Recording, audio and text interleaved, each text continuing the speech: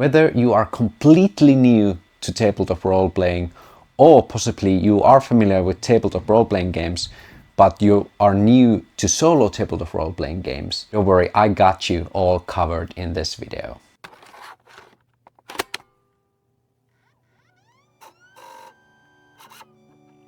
This video is sponsored by r/solo RPG play on Reddit. Moro moro and welcome to culinary solo role-playing. My name is Walter and I'm glad you found me. And I'm glad that you found this video and you are here, because that can only mean that you have taken an interest of one of my deepest passions, tabletop role-playing, and especially solo tabletop role-playing. In this video I will run you down on all the basics. What is a role-playing game? How do you role-playing games? And lastly, we will have a demonstration play of solo tabletop gaming where I will make a character with you guys and we will go through this kind of demo adventure where you can get the idea of how do you play tabletop role-playing games solo. I have also segmented the video and created chapters so it's easier for you to find the information that you need. So subscribe to the channel if you feel like supporting the channel, and then just start from the chapter that fits your needs the best. We will start with the segment, what is a tabletop RPG? The second segment is called how do TTRPGs work, and group play versus solo play. The third segment is what do you need to get started with solo tabletop RPGs? And in today's demonstration I will be using Free League's Dragonbane RPG. Dragonbane is an overall great fantasy RPG that you can play traditionally with the group, but you also get with the game solo play rules, and those rules are the ones that we are focusing on today. So we won't be going through the rulebook page by page, but hopefully the demonstration will give you enough tools that you can then just start playing yourself, and when you come across some problems you can check them from the rulebook yourself. Because I really feel like the best way to learn to play TTRPGs and TTRPGs solo is to see how it plays out, to see an example. Okay, I think it's time to go to the first segment of the video. What is a role-playing game? Throughout human history, stories and storytelling has been the best way to convey information and ideas. And also throughout history, different methods have been created to share these stories, from literature to plays, to movies, to video games. Not many mediums can emulate even the fraction of immersion that tabletop RPGs can provide. Because in TTRPGs, you can live and be present at the moment when the story is happening, and your decisions can affect how it all plays out. In TTRPGs, you have the opportunity to live the life through someone else's eyes. You can have generations of experiences. These experiences alone can be transformative for many people. It is an amazing teacher of compassion and an interesting teacher of a fresh perspective. Imagine TTRPGs as a shared narrative adventure where you and your friends, or just yourself, create an epic story, or at least an interesting story, utilizing your imagination and the game's mechanics. You most often create characters, you describe intense and interesting situations, and you roll the dice to see how things turn out. Unlike video game RPGs, where the structure and the story of the world is understandably more predetermined, tabletop RPGs rely on imagination and the player's capability to interpret the rules in different situations, and also interpret the dice rolls through the game mechanics. The flexibility that comes from interpreting the rules and the world is unbeatable compared to any other form of RPG gaming. It is like playing an RPG and doing improv together on steroids. With TTRPGs, you are only confined with your shared or your own imaginations and partially by the rules, but the rules can always be changed. So, how does tabletop RPGs actually work And what is the difference between group play and solo play? Well, first of all, tabletop RPG is an umbrella term as much as board gaming or video gaming is an umbrella term. So there are many different types out there. For every FIFA you have City Skylines. For every Monopoly you have Gloomhaven. The most well-known way to play TTRPGs is probably getting a group together and playing some Dungeons and Dragons, which is arguably the oldest tabletop role-playing game. Most often in traditional group play you have different type of roles within the group. Most of the players will be PCs, meaning player characters, and usually at least one of the player in that group will be GM, aka the Game Master.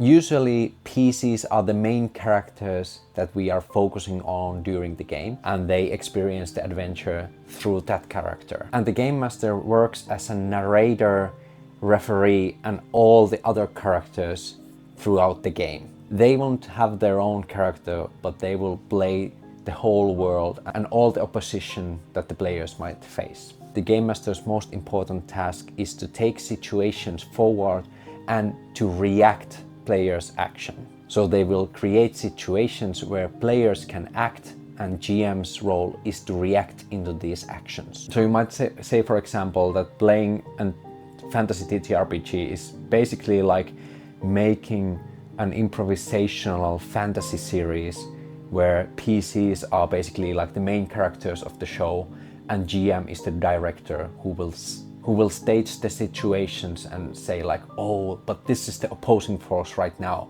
What will the heroes do? And then the heroes will, and then it will all just play out. Another way to play TTRPGs was created. One where you do not need friends at all. It's only you, your game, your dice, and your dark, twisted mind. I am of course talking about solo tabletop RPG gaming. Solo TTRPG gaming is same time very similar and very different compared to traditional group play. It is the single player mode where you are the sole player and you are both the PC and the Game Master at the same time. But what makes it a little bit different is that you can utilize many different random tables, which some systems call oracles.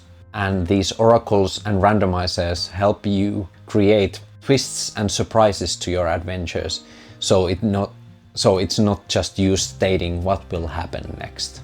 Randomization will also help you make impartial decisions, which you should be doing as a GM anyway, but it just helps you keep on your toes.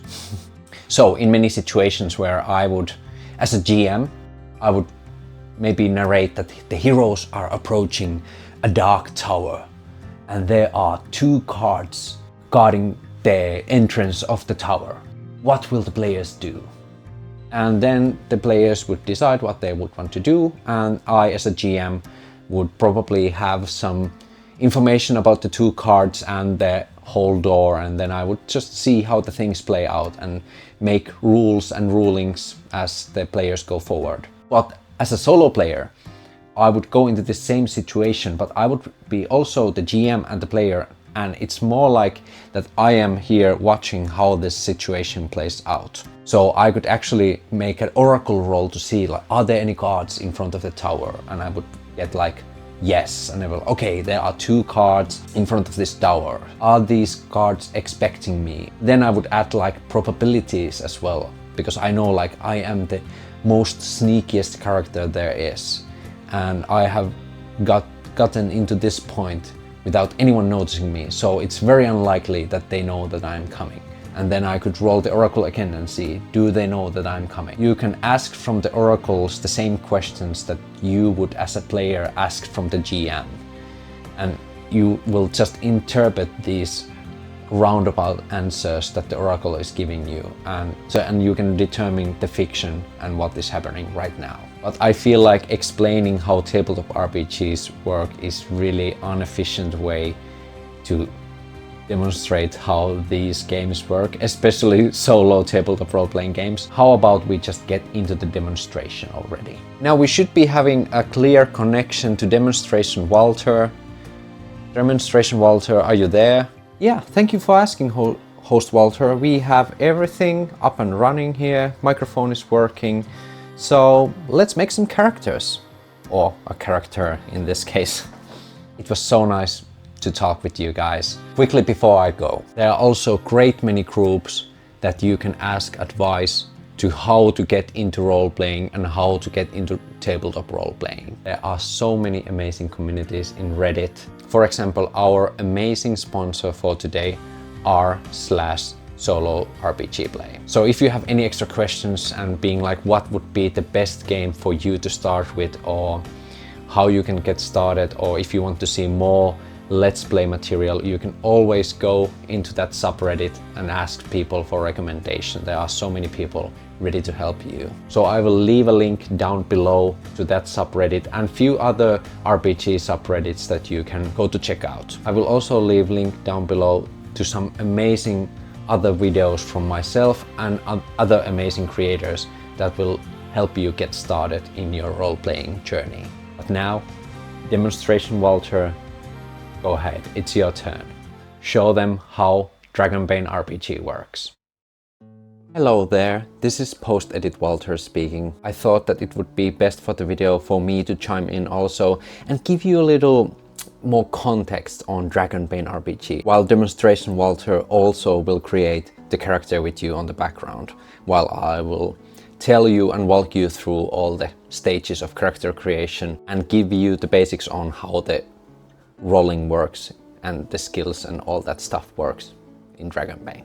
So Dragonbane is an heroic dark fantasy tabletop RPG where players create characters that are defined by their kin, their skills and their heroic abilities. So in Dragonbane, when you want to overcome some challenges, we are rolling d20, which is this 20-sided dice. Very familiar for most of you if you have played Dungeons and Dragons or you have seen people play tabletop role-playing games.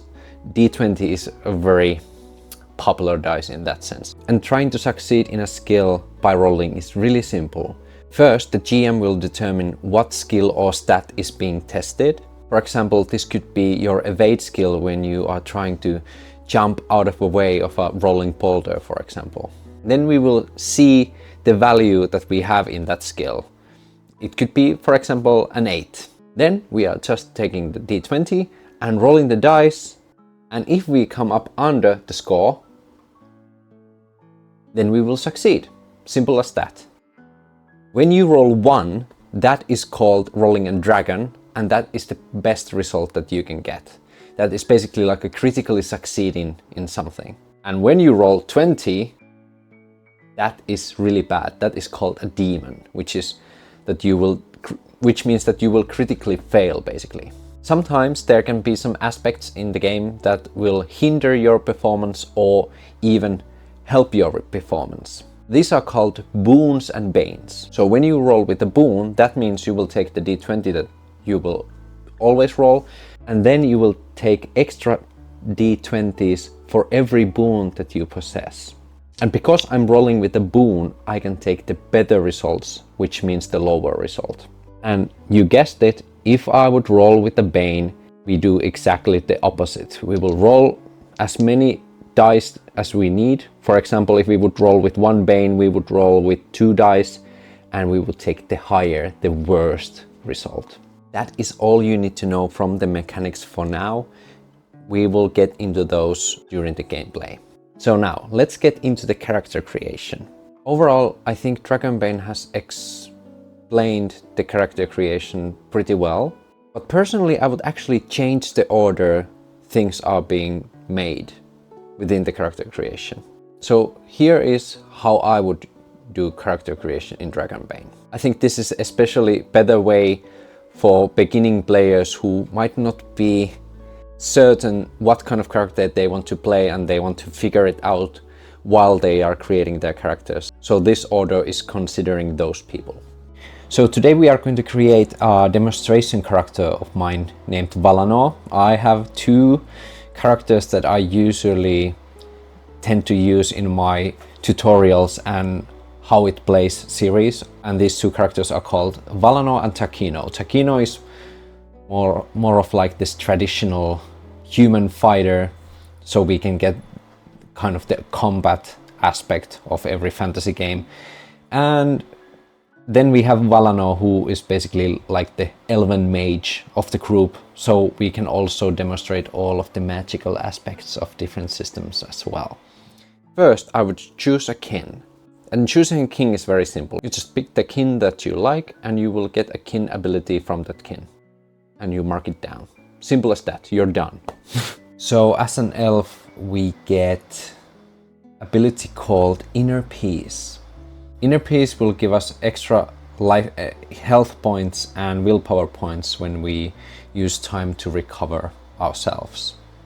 So we heal and recover faster than other kin, which is really nice, especially for soloists. This is really good ability. Inner Peace. Now we know that is an ability that we have.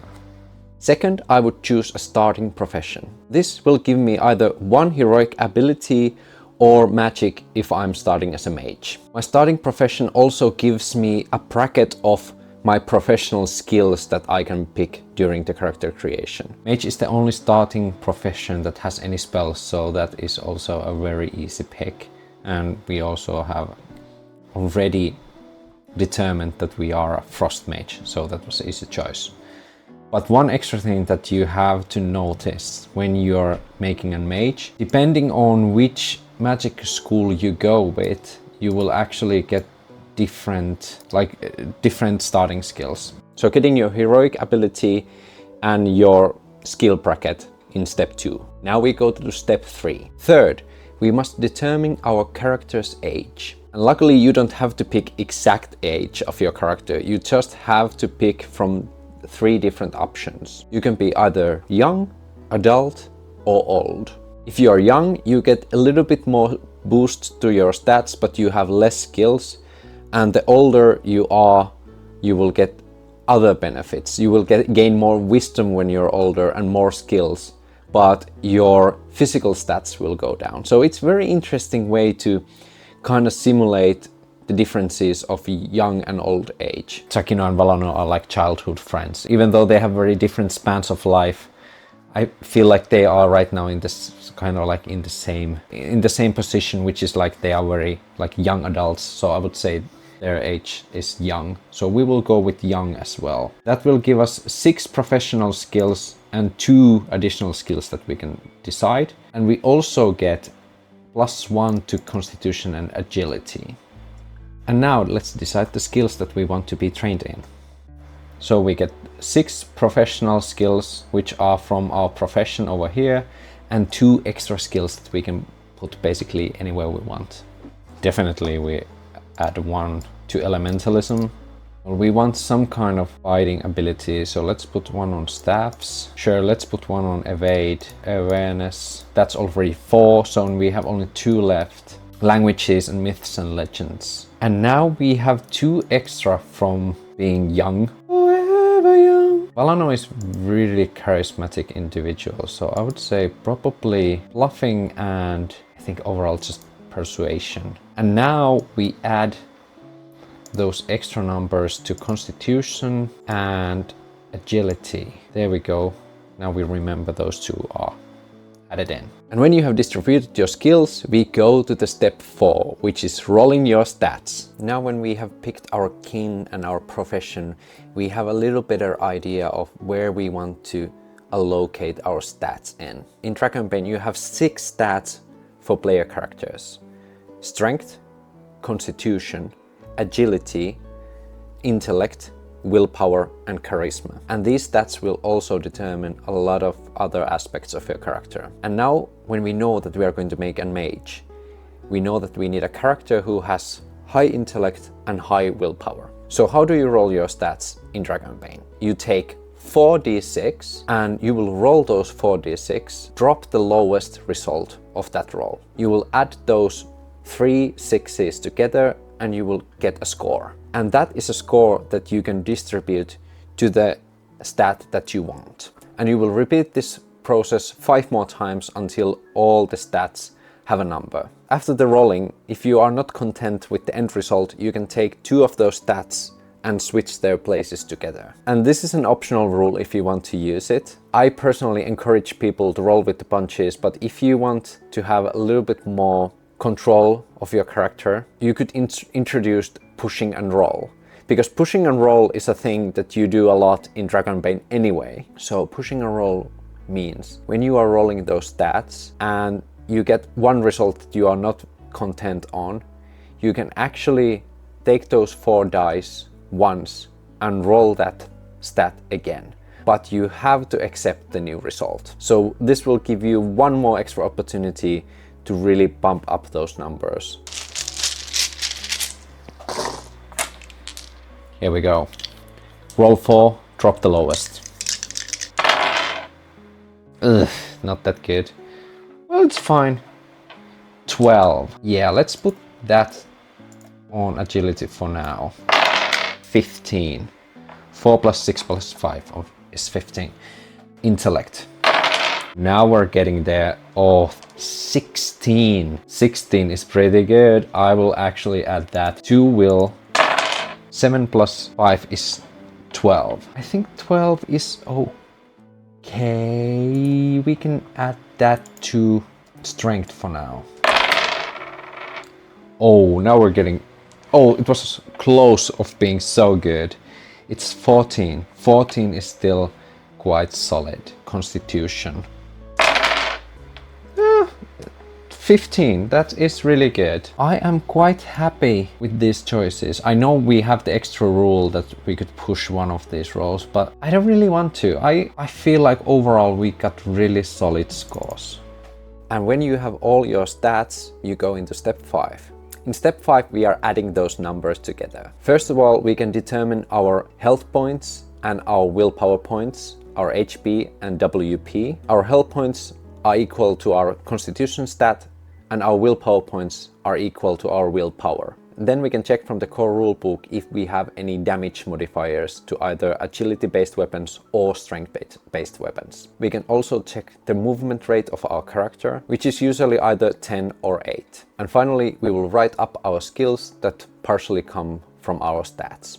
And getting those developed skills, we just multiply the score of that skill by 2. So now we know that Constitution is our hit points and willpower was 16. So now we have those there. Our encumbrance limit comes from our strength divided by 2, so that's 6. So we can carry 6 objects with us. Our movement, I think as an elf it's 10. So let's see if we get any damage bonuses. Damage bonus is either of them over 13. Strength is not, so we won't get anything for strength. Actually, agility is exactly 13, so we will get the bonus, which is really nice. So we can add additional d4 to our damage on weapons that use agility. And now we have to put the numbers into all of these skills. This is where the content is. This is probably the most satisfying video experience. This is the peak content right here. So there we go. So now we only have to see the check marks and duplicate by 2. So then we will get the final answer. And finally, we can also gear up our character. Well, we can only use staff, so I will take the first set. It only makes sense. I think Grimoire is big enough to be its own item. Flint and Tinder, I think, is tiny item. Flint and Tinder is tiny item. D6 food rations. So I need to roll that. Okay. 2. I have no idea what orbiculum means. It's a crystal ball. And then we also have 1 torch. And D8 of silver. Give me something good. 3. We have 3 silver. Bada bim, bada boom. That's that. And finally, one extra step. When you are playing Dragonbane solo, your character gets one additional heroic ability. The solo rules also offer you 2 extra heroic abilities that are only available for solo characters, and I highly recommend you take either one of those because they are really good. Most of the times I will just go with the army of 1 heroic ability, because having that 1 extra action per every encounter is vital to survival. And now if you would be a mage, you would also decide 3 magic tricks and 3 first tier spells of your school that you decided to go with. And now for the extra step, army of 1, because it's just too freaking useful to not take it. I really don't see any place where this wouldn't be useful, because I know it says in combat, but you can have many different encounters where you go round by round basis, so this will definitely come in handy in those as well. And there you have it, a full character. That didn't take a long time for me, and you can see me when we get into the actual gameplay, so see you there. One quick additional rule that I still want to talk to you guys about is when we get into the basic rules, I highly recommend using weakness, especially in solo. Why I think weakness is really good optional rule for solo is that you can actually create complications to your character much more easier, because it is something that is really difficult to just decide when you play alone as a player and a GM, like when I should try to make conflict to my character. Weakness is one of those nice little additions that help you determine those situations. Every time you role play a situation where you will utilize your character's weakness, in a sense that your character might get into trouble because of that weakness, you actually, after the situation is resolved, you will get an additional skill advancement after like the whole adventure if you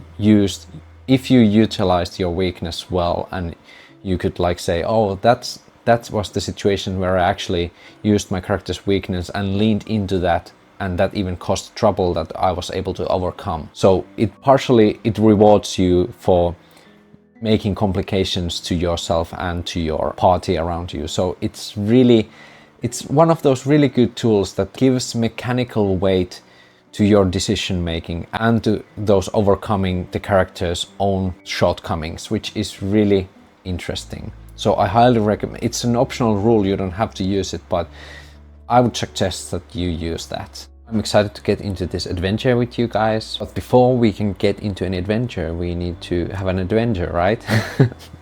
I will go into this demonstration adventure with you guys into the Trial Lands, which has been this kind of my staple fantasy world when I'm doing these kind of demonstration videos with Valano and Takino.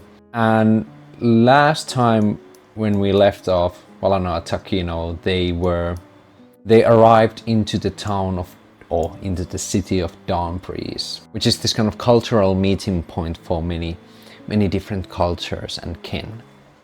So this is the location where we will go into our adventure. Having an adventures in solo tabletop setting, there are, like we have discussed, there are many various ways, even within like having an RPG system and using an oracle, there is like many various ways. You could, for example, just wing it and just have this open world adventure and try to go into different locations and see what you find, for example. But the more loosely you play the game and more open world and freely you play the game, the more difficult it is for beginners to have some kind of like coherent structure, and it can very easily fall apart.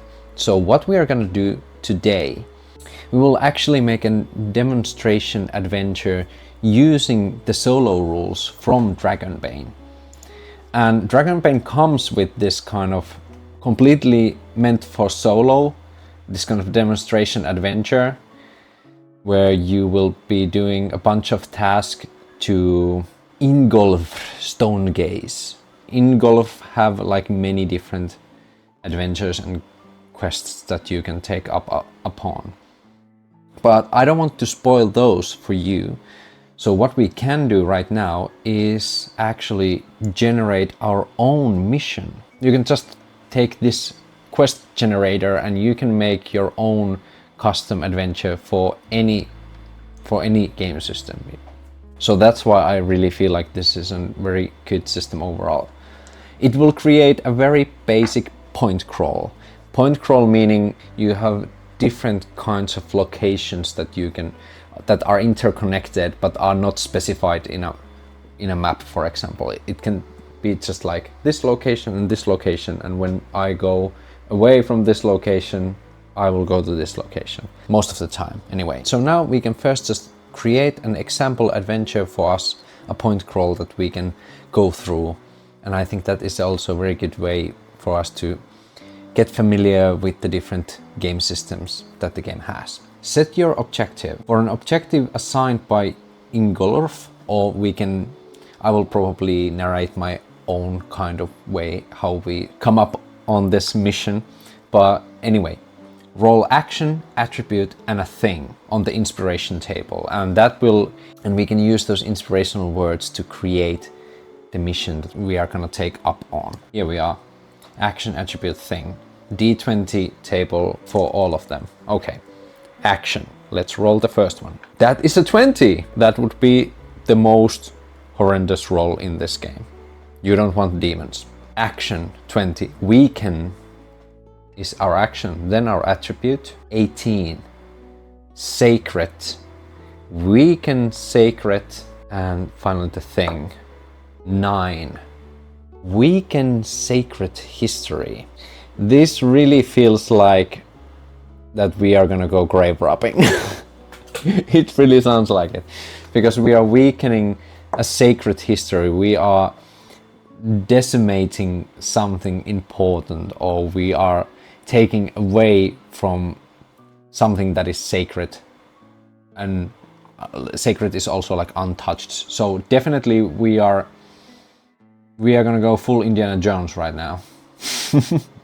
Okay, so we know that we have to go tomb robbing, but what we will have to steal?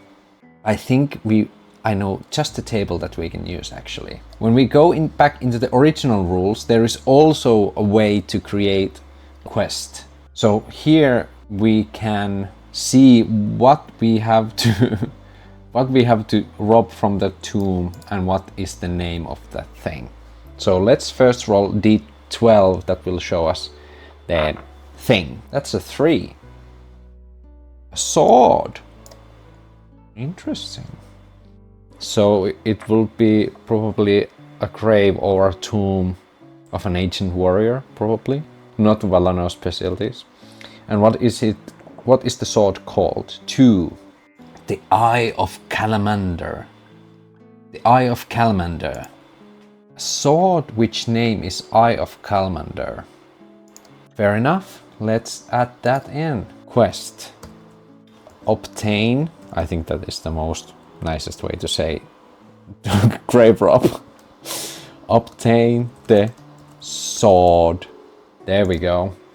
I would say Valano is just probably having the best time in Dawnbreeze. They are very like down into partying and just enjoying life. And there's only 2 possible ways how Valana would ever go onto this trip. First option is that he probably is in debt to someone that you really shouldn't be in debt to. Or the second one is somebody is just showering them with compliments and probably big payout. And this is kind of 50-50. We can actually ask the oracles about this. And here it is, fortune table. We have yes, no, number, scale, power, quality, reaction. So we can just use the yes, no now. The question is Valano indebted to someone? If the answer is yes, that is the reason why we are going on to this adventure. If the answer is no, then it means that somebody has offered Valano a huge amount of money and we will actually get something out of it. So now let's roll a d6. it's 50-50 chance. And let's see if we are indebted or just in it for the money. 4. That means yes, we are indebted. which makes sense. I think Valano just got into the wrong side of Dawnbreeze, where the shadowy dealings are being made. Happened to go into a card game that they were not prepared for. And Valano also likes to talk. They are good at talking, but sometimes they just talk too much. And I think they revealed that they are an adventurer and a mage, and therefore quite capable. So I think someone there, some dark figure. Let's just create a name. Let's just say it's a Darnhammer. Darnhammer. Yeah, that's a great name. Quest giver. They are some kind of collector of peculiar items, but Darnhammer is not. Let's just say Darnhammer will use thieves and grave robbers. So yeah, not the most upstanding citizen. And Valano will probably, when they are indebted, will be just like, okay, don't worry, I will get you this Eye of Calamander, a sword. Yeah, I will definitely get it to you. Don't worry, I will always pay back my debts. He's basically forced to leave the town almost immediately. So now we have a premise for our quest. Let's go to the next step of your mission creation. Create details for foreseen waypoints. Use the location tables or inspiration table, or just come up with your own ideas, making note of features and dangers. Finish with final waypoint that holds your objective. And then we should add unknown waypoints, and then we will also create a threat. I think 4 waypoints are great for this adventure for now. And 2 of them we already know, the starting and the end. And the 2 in the middle are unknown locations that we have no idea what they are. So here we have our adventure spots. And now we pre-create 2 of them, because those we know. So now we can first just roll an area table and see what kind of location the first location is that we will go into. That is 5. Confounding maze. Interesting. And I would say, because it's so beginning of the journey, yeah, it's somewhere here. It's like the maze is these narrow mountain routes that Takino has no idea where everything is. Narrow maze of mountain paths. Here we go. And that is really difficult to go through already, but maybe we add some kind of detail to that location as well. Here we go. Let's roll d4. That is 4. Danger. Of course there is danger. Here we are. Danger. And now we roll d20 to see what kind of danger it is. Or should we save it? Yeah, let's just add that there is danger, but let's roll the nature of the danger on just when we are there, so it's a surprise for us as well. So let's just add here danger. And the final location has to be Tomb of, for some reason it's probably the word Kalmar, but I feel like this person is a like pirate captain. So the tomb is actually an old pirate ship, and this captain's sword is so popular for being like the sharpest sword of the legends, and that's why Darnhammer wants the sword. Okay, Tomb of Calmander is shipwreck. Interesting. Okay, we already have quite detailed thing going on in here. So in addition to the sword, what detail is there?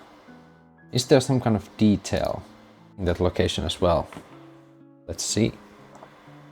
2, environment 18. Slimy surfaces. I'm already thinking that there is some kind of kraken monster. Here we go, slimy surfaces. So now we have the quest, and the rest of the spots we will reveal the same way we just did with the first and the last one. So we can like imagine Dawnhammer talking to Valinor and telling like these dangers that are to be expected. The first thing you have to go through are the narrow pathways of the dreadful mountains. The pathways are like a maze, and one will easily get lost in there. So keep your wits with you. Will they have some kind of map? Let's ask the oracles, and I will weight it to positive side. So when using oracles in solo games, sometimes, and most oracles have different kind of ways to determine odds. So not everything is weighted completely randomly and equally, because sometimes there are things that you feel like, oh, it's much more probable that something good or something bad will happen, or the answer to this question is much more unlikely to be yes. So then you can use weighted rolls, which means in this system that we will roll 2 dice and weight it on the side we think will happen. So for this example, I believe that Dawnhammer has some kind of map, at least for the first step of the journey, because Dawnhammer already knew about the mazes and stuff, and so I think because Dawnhammer has that information, therefore he might have some kind of map. So let's ask the oracles with weighted dice, so we will take the higher result of this. Does Dawnhammer have a map of the location on and about these mazes? 6. Extreme yes. So not only is the map for the first location, I think we have a map that shows the whole way into the end. Just because it is that way, I will actually reveal all these locations already, because now we know everything. So the second location is 10. Idle workshop. If it's an idle workshop, then it's idle. What do you call those halls where you are making ships? Is it like a ship hall? Shipyard. That's right. Because now it makes completely sense, because we are going into shipwreck of a pirate. So we first go into the narrow pathways and we end up in idle shipyard.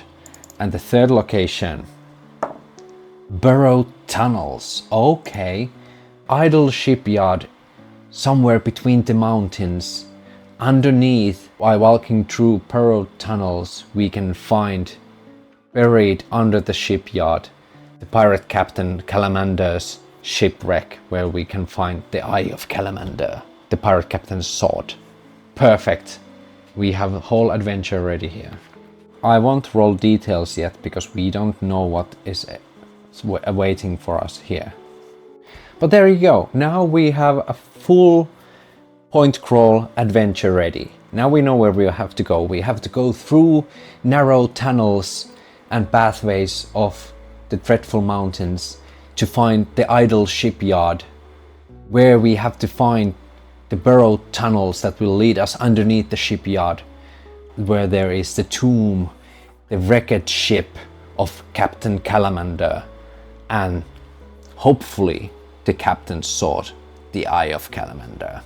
And that will be our adventure. Of course, we have to talk about the threat. So how the threat works is that we will decide some kind of opposing force or a bigger threat that we will have during this adventure. Then we will take one single d6. So during the adventure, when big amounts of time goes forward, or we will fail at something, we will progress the threat die until it's 6, and when the threat hits its peak, the threat will trigger and we have to deal with it during the adventure. I think in this adventure, this would mean that Dawnhammer is a sneaky devil, and let's just say that he is not expecting much from Valinor. I would say at the point when it's 6, Dawnhammer runs out of patience, and Dawnhammer's grunts will attack Valinor. So we need to sort everything out before the time runs out, or deal with the consequences. So that is our threat of this quest. Now the adventure begins. Having this intense conversation with Dawnhammer, Valinor is sent out of the Dawn Breeze quite hastily, and now they are making their way between the narrow pathways of the treacherous mountainside. What would be the name of this mountainside? Let's call it Dragonspine. Why not? Because it sounds cool and it looks like a spine or a backside of a dragon. So Dragonspine is the name of this mountainside. And indeed, when Valinor arrives into these narrow pathways, they are very treacherous. The pathways look almost identical to each other because it's just dirt and rocks. There are many splits into many overarching pathways, and some go around, some even connect to each other. Without the map, Valinor would be already completely lost. And now we remember that there was some kind of danger in these pathways. So I think the most important thing that we first have to now figure out is that what is the danger that will face Valinor. 20 different dangers. Let's roll the dice and see. 18. Scrawled warning. Is scrawled like that it has been like... I'm not familiar with the term scrawled. Write something in a hurried, careless way. So yeah, it's basically like in those horror movies when you see something written in blood on the walls, basically. So this is a danger. What would the text warn Valinor about, or anyone? First question is, can we even understand the language? Is it written in common? Let's ask the fortune chart. I would think it's 50-50, so we will just roll 1d6. Ooh! Did an oopsie there. 6. Extreme, yes, that means it's not only it's understandable language, it's actually quite helpful. Yeah, it clearly indicates, it just basically says danger in big capital letters, and it even shows the direction. I think Valinor comes across to this kind of intersection where there are basically like a fork intersection. They are coming from one direction and then it's splitting into two different ways. And to other side, it basically says in a big letters, danger, and sign that do not go there, basically. Valinor is thinking about like, so it seems other people have already tried to go through here. Might have been even Dawnhammer's troops, because I have the map, so they probably have been scouting this place out, so I better take note on those danger signs. I think this is really helpful actually to Valinor, and it is quite easy to, using the map, go through the road and always avoid all the signs that says that like do not go here or look out. So I think I will still make, because it is a treacherous place, I will make one pushcraft roll to see how well Valinor can navigate this area. But I will give Valinor one boon to this roll. So, Dragonbane, you can roll your skill checks with boons or banes, meaning whenever you have a boon, one or more than one boon, you will add additional d20 to that roll, and you can take the lower result, the best result that might help you to succeed. And when you roll things with Bane, that means that some things are against you or are hindering your normal way of utilizing your skills. So that means you will roll again multiple dice, but you will take the worst result, which would be the bigger result. Because of these helpful signs along the roads or along the pathways, and we have the map, I would say we get one boon to this pushcraft roll, which is really good because we don't have any real pushcraft skill right now, so it's only 6. So we definitely need this helping dice. Let's hope for the best. Our first roll of the day. That is 2 and a 7. So that means we succeed because that was a boon roll. So with the help of those signs and with the help of that map, Valanor is actually able to find their way through these narrow pathways until he arrives in this kind of narrow valley, like a small valley, and in this surprising location, in this unlikely location where there is no clear of indication that there would be water anywhere near, Valanor finds the idle shipyard. And I would say we will rise the threat to 2 because it takes some time for Valanor to actually navigate themselves through this maze. So we are at threat level 2 right now, but we have arrived at the shipyard. And now we can actually first roll the detail of this location. That is number 2. Number 2 is environment again. Okay. Let's see what we find here. 15. Ragged scratches. Interesting. Okay, so Valanor finds the shipyard, but it's full of ragged scratches.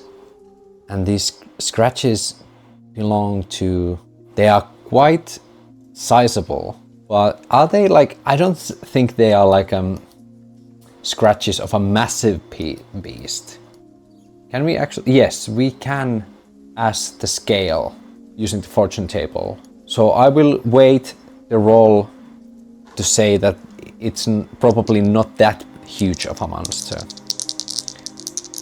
So let's see what kind of sizes are what kind of size are those scratches that are filling the whole shipyard. Like there are big scratches along the walls, and the whole place has been wrecked for a long time, it seems like it, but those scratches are everywhere in the unfinished, like both boat hulls and ship hulls, and on the walls of the shipyard, warehouses, and like everywhere.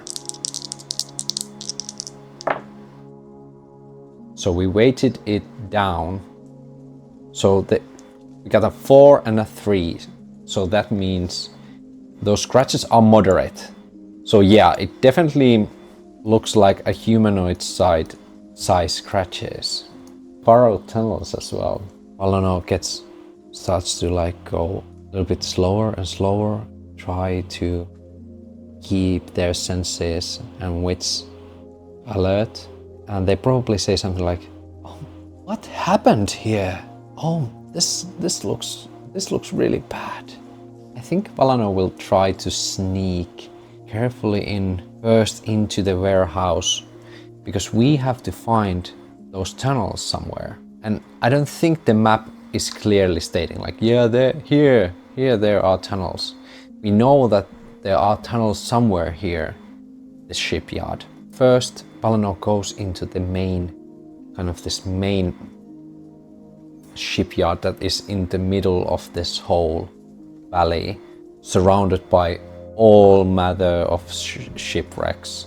And the interesting part is these ships seem to be from all around, like from different cultures and even from different time periods. So it is really weird shipyard. Not only it's weird because it's middle of mountains where there are no water nearby, but also there are like many styles of ships. Valanor will make spot hidden roll inside the shipyard, like the main building, trying to be thorough and see if they can find something interesting in there. So our spot hidden it's only 6. 2? Nice! Good job, Valanor. We actually succeed and almost got a dragon. Great. Actually, we can now use from the solo book again. We have the search table. So when we are carefully searching an area, we can find some interesting things. So now we will roll a d10. See what we find. 6. Ooh, we find hidden treasure. Interesting. Can we roll for treasure? The game suggests that you would take one treasure card that you get from the core set when you buy the Dragonbane set, but I want to have my own treasure, so let's just come up with something. I know we can use these inspiration tables to see what kind of treasure we find. Let's take an attribute and a thing, so then we know what kind of treasure we find. Attribute 15, moving, okay, 14, moving person. So, okay, so Valano is carefully searching like the whole place. Yeah, now I know. Valano is searching like the whole place and there doesn't seem to be anyone around. Then Valano just calms down for a second, listens carefully, and they can hear this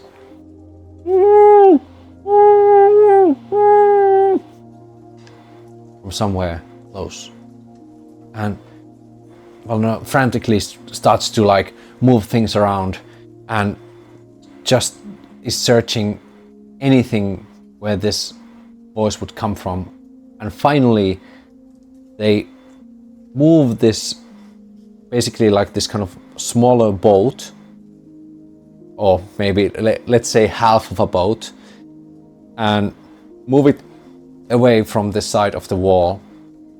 And there, covered in slime, because we had the slime surfaces, covered in this kind of weird green slime, Valano can see a person.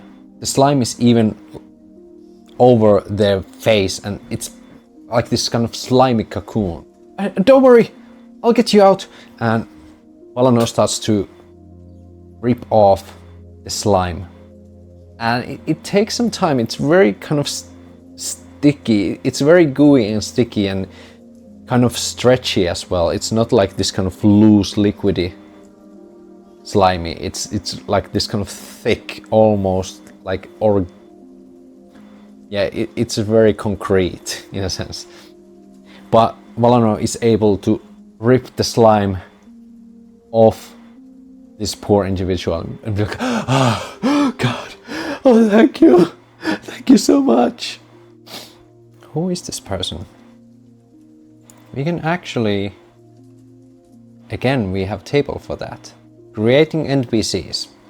Well, we know that this NPC will be friendly towards us, or at least somewhat thankful. A kin. Well, we can ask for the kin. 1, human. Fair enough. It's a human.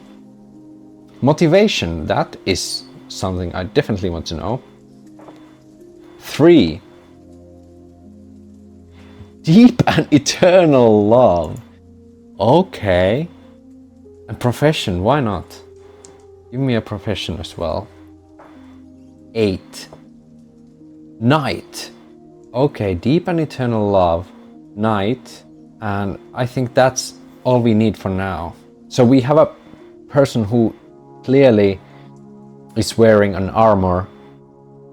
And now when Valano can take a few steps back and just has ripped open most of the slime, Valano can also see like a sword resting next to this knight. And the knight takes some time to clean himself up and straightens himself and like deeply bows down. Oh, thank you, my fellow traveler. I am eternally grateful to you. I think Valano is like kind of weirded out a little bit, and it's like, oh, we're cool, don't worry about it. What's your name, lad? My name is Sir Edgar, at your service. Oh, Sir Edgar, pleasure is all mine. My name is Valano. I am in a bit of a pickle, actually. I'm looking for a shipwreck. Captain Calamander, ring any bells? Is the knight and their quest for passion, like definitely they are doing some kind of important mission that will win their love over. They are definitely doing this for love, but is it necessarily love towards a person or love towards a city, a country, a value maybe? Well, let's first ask, is the knight after the weapon the sword as well? I say it's 50-50. Yes or no? 3. No. No, I don't know anything about shipwrecks. I'm here to slay beasts. Oh, beasts you mean like ones that make this slime in here? Yes, those kind of beasts. Well, first things first, let's type ally Sir Edgar. We only need to know right now that Sir Edgar is here slaying these beasts. Maybe Valano is like, well, do you know where these beasts live? So I might stay away from these beasts as far as I can, please. Well, I don't know much about these beasts, but I know that they like to burrow deep down in tunnels and ambush their enemies with their slimy spit that will paralyze you and leave you in place. So you mean like what happened to you? We will be cocoon-fied by them? Unfortunately, I think that is something very possible to happen. Valano knows that they have to go underneath the tunnels. Valano will ask Sir Edgar, man, you know what? Maybe we should team up. Because I need to get into that shipwreck, which is probably somewhere underground. And you need to slay those beasts, so we can help each other out. We can protect each other. And maybe we can work something out. Normally I don't feel comfortable putting civilians in danger, but if you have your mission of your own that leads you to underneath the tunnels, maybe we should work together. Okay, that's settled then. Maybe you should go first. And I think this has now taken so much time that I will actually again raise the threat level to threat level 3. And now we need a stat block for Sir Edgar. And I think there was common stat blocks. Here we have a table of typical NPCs. This would be too much for us right now. So yeah. Sir Edgar is just a basic god that will help us now in our adventure. Wonderful. We are not alone anymore. Here we go. Stats for Sir Edgar. So, we did find something, but I would say we can just add one more threat, and it takes a little bit of time. Valano and Sir Edgar find the burrowed tunnels. And when they get to the mouth of the tunnel, it's really, really dark. It's like pitch black dark. And I think now we can use our first spell. We have actually a spell called Light. Hi, I came to give you a quick rundown of spell casting in Dragonbane. Casting a spell is really simple in Dragonbane. It's just like any other skill you would have. There are two types of spells in Dragonbane. There are magic tricks and then there are spells. Magic tricks are spell abilities that only cost you 1 willpower to cast, and you don't have to roll for them to succeed. They succeed automatically. They are really simple spells that your spellcaster can do whenever they wish, if they have the willpower, of course. But then you have spells. Most of the spells can be cast with different power levels, from power level 1 to 3, and all the spells cost the same. 2 willpower points per power level. So simply, you decide what spell you want to cast, you decide the power level you are going to cast that spell in, if that is an option. You will pay the willpower point that it will cost, and then you will roll the dice and see if you succeed casting that spell. If you succeeded, great, the spell goes off. If you failed, you lose the willpower points and the spell does not go off. If you roll a demon, then you probably need to roll from the magic miscast table, and yeah, bad things can happen. You can accidentally summon demons in this game, so be really careful when you want to cast those spells. But rolling a dragon while casting a spell is really good. You can either increase the power of the spell, increase the range of the spell, or actually cast an additional spell. It's freaking crazy. But that is spellcasting simplified. Now, let's go back into the adventure. You create a bright light that shines from a focus of your choice. It illuminates a 10-meter radius area around your focus and lasts for 1 shift of time. The light goes out if you reach 0 HP. That is really handy, and I think Valinor will just light up Sir Edgar's sword and be like, Edgar, would you hold up your sword for a second? And Edgar will be like, oh, certainly. What is the meaning of this, though?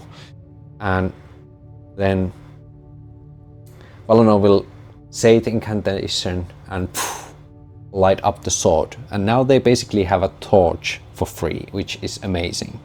For 1 shift, which is basically 6 hours. I will remove 1 willpower point from us. And Sir Edgar is like, oh, this really is handy. Thank you so much. Oh, shall we go then? Certainly. Lead the way. And both of them will go deeper into the tunnels. And probably I would say we don't need to roll the details here. There will be danger, and that will be those creatures for sure. I'm certain of it. So now we need to figure out what kind of creatures they are. So they are creatures that spit slime. I don't think there is direct comparison in the core rules of Dragonbane, but you can always create your own creatures, and it's not that difficult actually. We could actually just take the giant spider. Giant spider has like tearing attack, mesmerizing eyes, poison sting, and it also has the web attack, which can be the slime. So yeah, we don't even have to create like full-on stat block. We can just use this. But is this kind of like a one creature, or are these like a group of smaller creature? Let's say for the sake of everything, let's just say it's one creature that is doing all of this. So Valinor, Sir Edgar are walking deeper and deeper into the burrowed tunnels. I think they definitely need to do an awareness roll.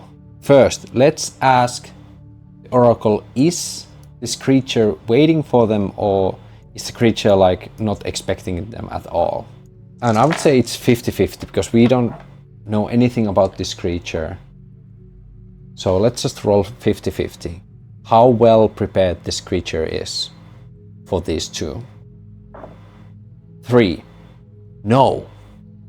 So they have a possibility for surprise, but they are using light, which definitely doesn't make sneaking easier. But I will see, will these two see the creature before the creature sees them, by making an awareness roll for both of them. So Sir Edgar's has awareness, and that is 10. And our awareness is 12. So the yellow one is for Valinor and the black one is for Sir Edgar. Let's see how it goes. Sir Edgar gets a 2 and Valinor gets 16. So Valinor doesn't know this, but Sir Edgar does, which makes sense because I would say that the burrowing tunnels are still quite narrow because it's a medium-sized creature or normal-sized creature. And Valinor is just giving Edgar the chance to go ahead.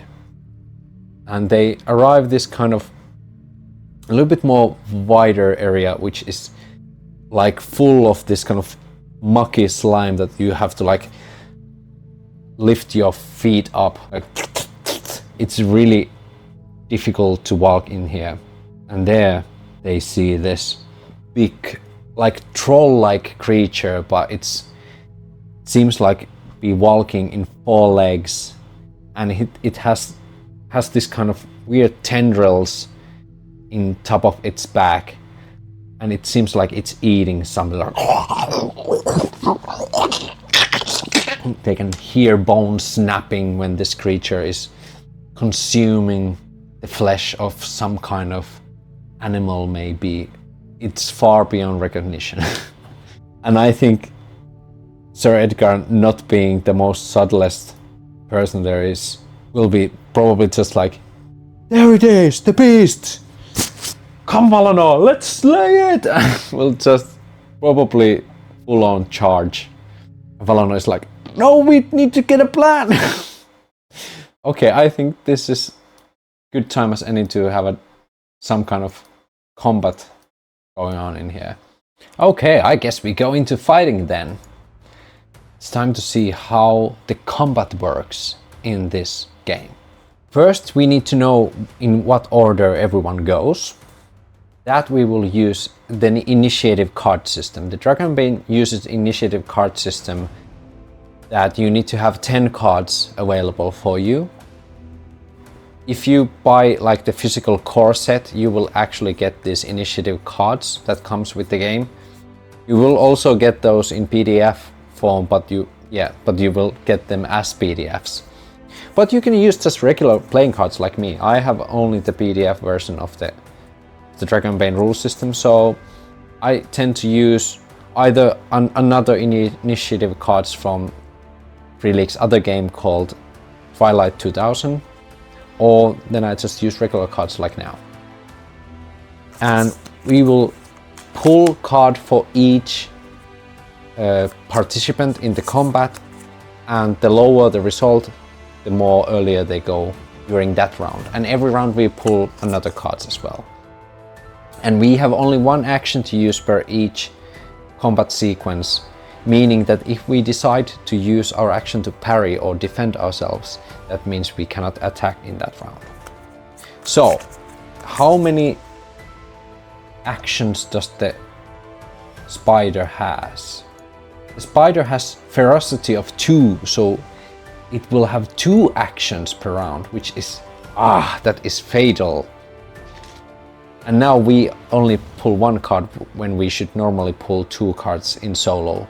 But we are not alone right now. We have Sir Edgar with us, so we only get 1 card. So, 2 cards for the spider. Spider goes with 4 and 9. Sir Edgar's card is 8, and Valinor's card is 5. Okay. So that means the spider goes first. That is not good. That is not good at all. And every monster in Dragonbane has this monster attack table that has different kind of possible things that the creature might do. So let's see what is the first strategy of this giant slime monster. 1.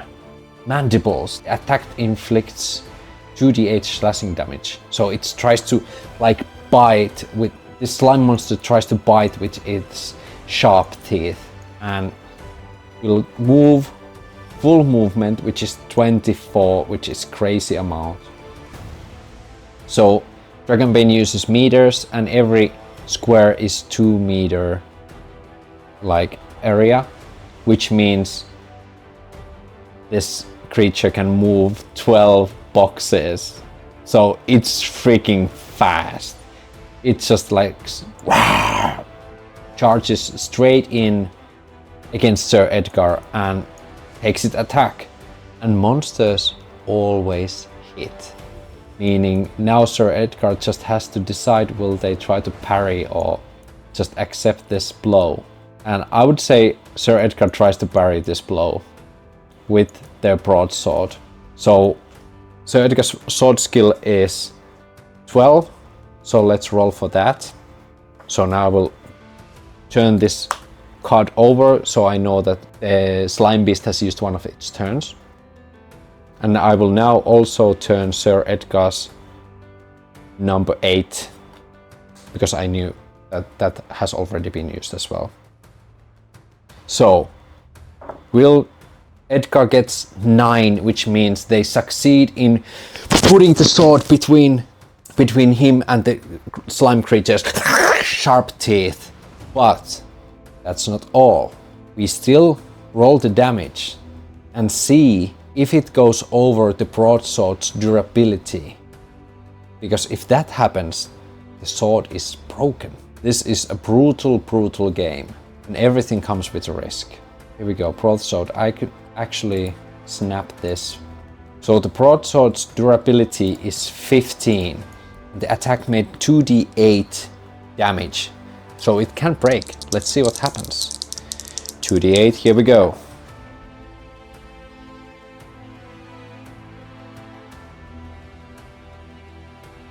8 and 8. That is 16 points of damage, which means the creature takes a big bite out of the sword and the sword snaps in half. And Edgar is like, oh my god. He's really, really not feeling great right now. Okay, now it's Valanor's turn. What we will do? We can try to hit it with our staff. I think Valanor will just try to go here next to the creature and maybe even try to outmaneuver. But this terrain is slimy, so we can only use half the movement we normally have. That would be rounding up to 6 meters as an elf when we have 10 meters of movement. So that means we can only move 3 squares. 1, 2, oh, actually that is exactly the length that we can walk, because we are treading in this slimy environment. And now trying to flanking from rear, Valanor tries to hit with their staff this creature, and let's see how well that goes. I think our stats was quite okay. 12, so we have possibility of hitting, definitely. Let's go. That is 7, we actually hit.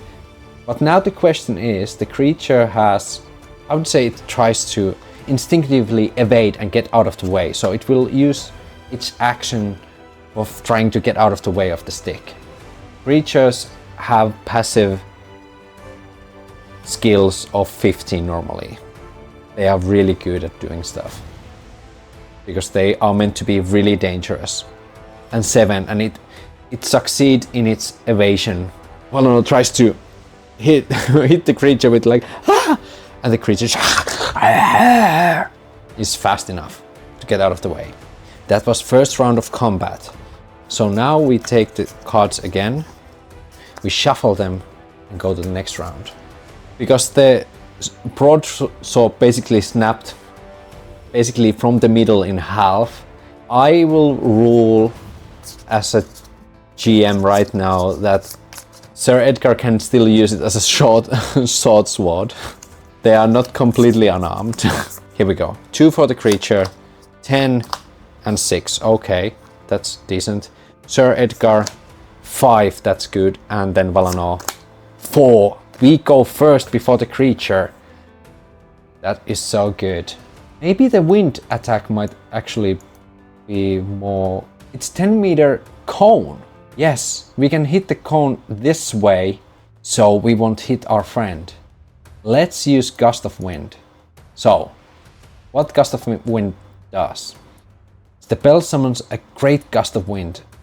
All untethered objects and creatures up to human size. It's normal sized creature, so it is basically human sized. In the area of effect are pushed 2d4 meters away from you and suffer the same amount of bludgeoning damage. Each additional power level increases number of dice by 1. I think we need to now use full blast. We will use it at power level 3, meaning it will cost us 6 willpower points. And this is crazy, because if we fail this roll, it means all of those willpower points will go down the drain. Okay, but let's try this. Valanor focuses and starts to spin their staff, and it starts to create this kind of concentration of wind, and then it puffs out like a reverse tornado out and towards this creature, and hopefully it works. That is 14. So it means it doesn't work. But, yes, but now I could decide if I would want to push the roll. Pushing the roll means that I can take a condition to that particular check, which would be int checks right now for spellcasting. Meaning in the future I would have to roll every check with the Bane until I have cleared this condition. But I would need to also narrate it in some way into the story. And with int it means angry. And I would say Balano is angry and frustrated. Balano is not ready to die in here covered in freaking slime when they are really keen on keeping up the appearance. And when they are like feeling that the spell is not going off, they're like, not now! And just tries to force the spell anyway. Now taking angry condition, not wanting to fail. Hopefully we succeed now. 7. That means the spell succeeds.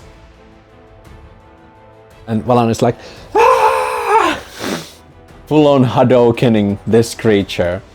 So we did it at the power level of 3, meaning that we can add 2 additional d4s to this roll. And that is the meters how much this creature gets pushed away, and also the amount of bludgeoning damage it will do to this creature. So we need 1. I might actually need to get my dice back. I need to get my dice back. Oh god! 3, 4. There we go. 4d4. Here we go. Oh! Nice, that was a decent roll. 4 plus 4 is 8, plus 3 is 11. So 11 meters and 11 points of bludgeoning damage. So the creature will fly. So the creature fly against this wall and is like forced and gets slammed into the wall with a great force of the wind.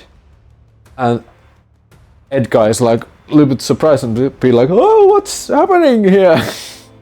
Like Edgar is familiar with magic, but this just came out of nowhere. And I will add 11 damage into the creature. That was a big hit. And the creature is now definitely prone in the ground. And now it's luckily also Edgar's turn, who will definitely take this opportunity and seize the creature in the ground. And I think you will get an advantage on this attack because of the creature is now knocked prone, right? Let's be certain and check that from the rules. If you are standing up but your enemy is lying on the ground, your attack gets a boon and inflicts an extra d6 damage. That's great! We'll definitely need that because we broke our sword. So now we only have a sword, which has still some damage, which is, oh, it's nice. It's not broadsword, but it's definitely something. Here we go, now we have the broadsword as well. I mean the short sword as well. So Edgar just tries to pierce this creature like, ah! I will slay you, beast! And tries to stab the slime creature when it's still on the ground. And now attacking with a boon. And that's 9, which is enough. And the creature, will it use one of, I think it tries to evade, but it will do so with a Bane because the creature is prone down. So it will try to slide out of the way using one of their actions.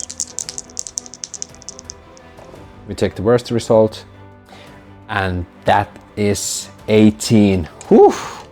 So it means it fails its evasion roll. So it will take the damage anyway, which is perfect for us. So D10 for sword, and Edgar has strength bonus of d4, which is good, and now we get the extra d6 because the creature is on the ground. And it doesn't have any armor, so this goes all against the creature fully. Well, not that much, but at least something. That's 6 points of damage. So the creature has taken 17 points of damage. It starts to be around halfway. I would say this is a wild beast. It doesn't... We are in its lair, but I don't think it will fight until the end. I think one decent hit and then I will make a moral check for the creature, but not right now. Because right now the creature is pissed and it will use definitely its final action to rise up from the ground and try to attack. It just tries to make another bite attack, like without hesitation, I think. Oh, let's see what attack the creature does when it comes out of the ground. 4. Poison Sting. It reveals its fangs again, and in addition to being able to spit some slime, it has also poison teeth. And now let's see. So the attack does at least d10 piercing damage, and if at least 1 point goes through, it will infect a paralyzing poison to the enemy, which has potency of 16, which means that then we have to do a constitution save. Let's see what happens. That is 9 points of damage to Sir Edgar. Sir Edgar has studded leather, which means we can -2 from that hit, which makes it 7 points of damage against Edgar. Oh, which is half of their life already. And now is Edgar paralyzed. We are doing a roll against potency of 16. And when an NPC doesn't have any checks, they just try to beat 5. So yellow is Edgar, black is the poison. And we just have to roll better results. And succeed. Oh my... Edgar actually beats them all. So the poison was 12, which would succeed, but Edgar rolled 3, which also succeeds and is lower, so Edgar is still in the game. Okay, we dodged that bullet. So that was the second round of combat, and it's getting intense. Neither side is conceding just yet. Spider 8, 10 again. Valanor 6 and 7 to Edgar. So basically the same order. Valanor could use another wind attack, but now we would have to roll our spells with Bane because we are angry and we cannot concentrate. We cannot think intellectually right now. So I would say because Valanor is angry, they just take a few steps again against the beast, which is now standing. We could also try to do toppling attack, which is basically that we try to like make the creature fall down. But it's only just 4 legs, so it would be much more difficult to do that. No, Valanor will just take the stuff and try to hit the creature. And hopefully does some damage. And that is 11, which hits. I would say the creature tries to evade this attack. Because it's now wounded, so it tries to stay afloat. And 7, and it succeeds in its dodge action when Valanor tries to come and hit with the staff, but the creature is like getting out of the way. And still against the wall, but being able to like outmaneuver Valanor right now. But Edgar comes from the side and tries to again hit with the broken blade against the creature. Another attack against it. And that's 11, which is just enough, I think, right? Edgar's skill was 12, so yeah, it definitely succeeds. Does the creature want to attack, or will it try to evade this one as well? It's now on tight spot, and I think its survival instincts are starting to kick in, so it tries to evade this attack as well. but it doesn't do that with 18. So Edgar again is able to hit the creature. D10, no D6 because the creature is still, now it's on its legs again. So only D4 bonus from our strength. D10 plus D4.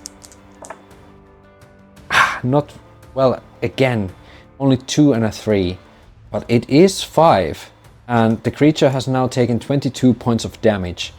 So now let's ask, will the creature try to retreat? Because it's been now surrounded into corner and it's badly wounded. It wasn't it wasn't expected to be flung into the wall of its own cave. So fortune chart. I will weight this positively because I believe that the creature wants to escape. Will the creature try to run away? 5. Yes. So the creature will, I would say that the creature just tries to evade both of their attacks and starts to run deeper into the cavern. But before it can leave, both of the heroes can still, Valano and Sir Edgar can have one attack against the creature because it's willingly out of the situation. So Valano's attack first. That's a 4, that's hits, and the creature is not parrying because it's just running and it voluntarily went out of that situation. So it takes D8 plus D4. Oh, it seems like Valano hit a nerve. 5 plus 3 is 6, 7, 8 points of damage. Oh, it's kind of wounded. It might not be able to run away. And now for the Sir Edgar's attack as well. And that hits as well. Now it's D10 and D4. The creature only has 6 HP left. And that is 2 and a 4. It is just the 6 points that they needed. So the creature was struggling in the corner, tries to escape, but Valano is able to point the staff before its legs that it topples just a little bit, and Sir Edgar just gets an opening behind the creature and like stabs the creature straight into its neck in a very soft spot, and the creature is like stumbles down. So the combat has been resolved.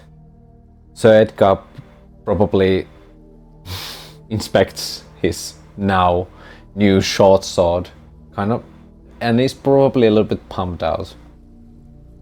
And Valano is taking a few breathers, basically trying to catch their breath and be like, oh. And Sir Edgar probably approaches Valano and says, "You have done me a great service today, civilian. Let me offer you my humblest of thanks and appreciation. How can I ever repay you this assistance?" Valano is like, well, I haven't still found the sword, so if you can just stick around and help me find the sword, after that I would say we're good. Sir Edgar almost like takes a knee before Valano and puts his blade in front of him and says, "Valano, I, Sir Edgar, promise you that I will help you in your quest to find this mysterious sword. You have my word." That's great. We now have, I think that Sir Edgar's and Valano's bond has really gotten deeper in this almost final stretch of the journey. Now we have few options that we can do. We could scavenge this area to see if there is something to find, or we could also take a breather and try to recover some wounds, which would be actually quite good, especially because Edgar took quite a beating. I think we can do both of those things. Because, oh, here we go, solo. Because scavenging an area takes only a little bit of time. Here we are, scavenging. We can examine the gear of fallen enemy. We can dig through the nest of slain creature and see what there is. Let's do a scavenging roll. I think they take a little bit of time to have a look around. And they still have the glimmering sword, so they have light as well. Nothing of note, so they don't find anything interesting in there. Which is a shame, but what can you do? So they have two options now. They could go forward, or they could take a stretch of time and recover their strengths. But if they do that, I will, either way, whichever they decide, I will rise the threat level by 1. But yeah, the more they dilly-dally, it's gonna be difficult to get out of here before the threat level goes on big levels. So they are both quite beaten, but I think Valano still says that let's just keep going. It's not much further. Edgar's like, I trust you, Valano. Lead the way. And I think, yeah, Valano has now to lead the way. And they will go into the final stretch of the journey. And it's like this whole area is completely covered in the slime. The creature that was slain has probably lived here for a long time and has made this whole underground tunnel its home. And I think because it's slimy surfaces and they are walking through the tunnels, they will go deeper and down into this kind of a cavern area underneath the shipyard, and they can finally see the shipwreck, the tomb of Calamander, in the center of this large cavern. I think that's it. We are so close now. They will take a side path, a little slope that leads down into the heart of this shipwreck. I will ask an attribute a thing because I feel like there is some kind of extra. Well, I don't have to use attribute and thing. I can just use the location detail to see one extra thing that this place has. That is a 3, which is oddity. Okay, give me an oddity. 18. Talking statue. Okay, I think they go down into the shipwreck. They are able to like jump into the actual ship, and they are in the deck of the ship. They start to head into the cabin.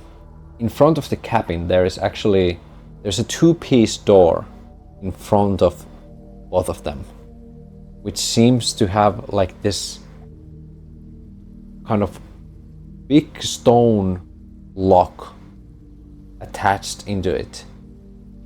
And in that lock there is a face, and the face probably, like, its eyes starts to glow, and it asks, "Who tries to enter the tomb of Calamander, the greatest captain of all time?" I think Valano would have an inkling on myths and legends who would be a great person to mention to this lock. So we will do a myths and legends check, but it's an int check, and we are still angry from our roll push, so we actually have to roll with 1 bane. So let's see how this goes. That is 12 and 7, so that is actually enough. 12 is just enough.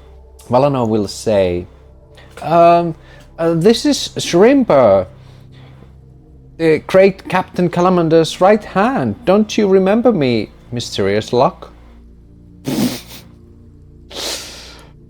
Oh, Shrimper, you say? It is true that it's long time has passed since we last saw each other, but you look quite different. Well, anyway, it is me. The years have been quite good on me, as you can see, so would you mind letting me in to see how Captain is faring? Well, tell me something. that only the captain would know. Something that the captain would have told only for you. Then, if you answer correctly, I will let you pass. Oh god. What is something? Would Valanor have any idea? Valanor could also try to bluff their way in. But I don't think magical locks are things you can easily deceive.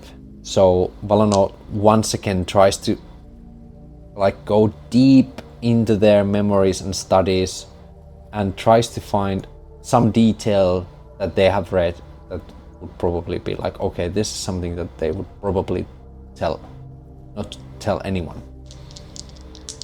So definitely with the Bane again, because we are still angry. And let's see how it goes. Oh, okay, that's 18. Now, we can try to push the roll again. It would be with the Bane. Normally you would take the stat that you are using and put condition on that. When you already have that condition, then you can take some other condition and try to explain how that condition affects in this situation. I will take exhausted condition to Valanor because they are really exhausted of all this fighting and they feel like their brain is not working properly and they just are like, just 1 second, my dear doll. I feel like it's coming right there, and they are just so freaking tired. But we can roll again. It's still with Bane, unfortunately. But that is enough now, because that 10 is the highest one. Yeah, 6 and a 10. And we had 12, so that is enough. The second time. So Valanor tells something about a personal ring of the Captain Calamander, which has this kind of unique shape and form, and has this kind of green emerald that the Captain Calamander gave to his daughter. Yeah.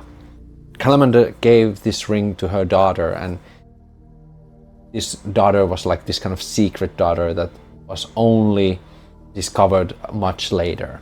Valanor kind of mentions the captain's daughter's name, yeah, I know Catrice exists, so that is something that's probably information that Calamander wouldn't tell everybody, right?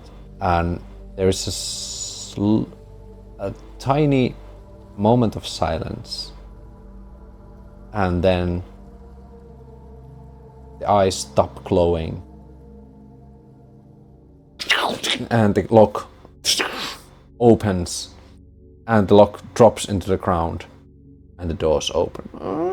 Oh, great, okay, let's go, Edgar. And two of them go inside and they can see this room filled with interesting maps and trinkets of all around the world. And in the center of the room there's a big desk, behind it a chair where there is a skeleton just sitting, and there is a sword which looks like a saber, and the saber comes up right in front of the captain, where you can see the handle, and in the center of the handle there is a single eye, this kind of gem eye that has been embedded into the saber, the Eye of Calamander. Valanor approaches the sword and takes it and looks, Sir Edgar, we did it. And both of them start to make their way back into the surface. And I think that is a great point where we can end this demonstration. We got some basic skill checks, we got some banes, we got some boons, we got some attacks and actions, we got some conditions. That is quite a lot of things to consider. And with those basic things you can easily get into the game on your own now. It's not that complicated. You can always make your own stories if you want, and I think these linear kind of stories are very interesting. I really enjoyed this playthrough with you guys. The possibilities are endless. This is just a basic example how to play tabletop role-playing games solo. There you have it. Hopefully you have now enough information to start your own tabletop role-playing journey. And if you have any additional questions, please do not hesitate to leave a comment down below. I'll do my best and try to answer every one of your questions that you might have. And once again, huge thanks for today's sponsor, r/solo RPG play. That and the other subreddits that I will leave links down below are also amazing place for additional information if you have any questions. And if you want any additional information about solo gaming or different solo games, subscribe to the channel. That's all from me for now. Moro moro, and hopefully I see you again really soon.